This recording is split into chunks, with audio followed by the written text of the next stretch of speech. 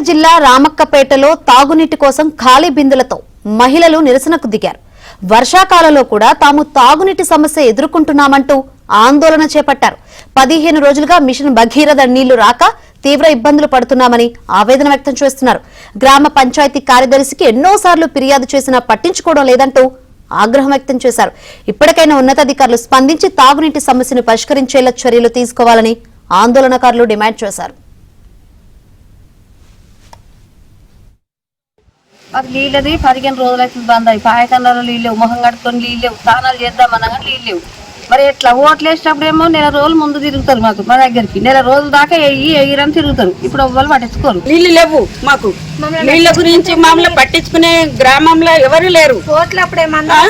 Voting అప్పుడు అందరూ voting వేయండి అని వస్తారు. ఇప్పుడు మాకు నీళ్లు బోర్లు కూడా లేవు. బోర్లు అక్కడ నెల రోజులు తిరుగుతారు. ఓట్లు అయిపోగానే మళ్ళీ మమ్మల్ని పట్టించుకోరు. తీసుకోమంటాడు. మాకు వచ్చింది సీసీ రోడ్ ఇంకుడు గుంతలు తీసుకొని ఎట్లా వేసుకుంటాం సార్? మేము సెక్రటరీ సార్ అంటాడు ఇంకుడు గుంతలు తీసుకోరా తీసుకుంటాము. ఎట్లా ఏం నీళ్ళ కోసము మేము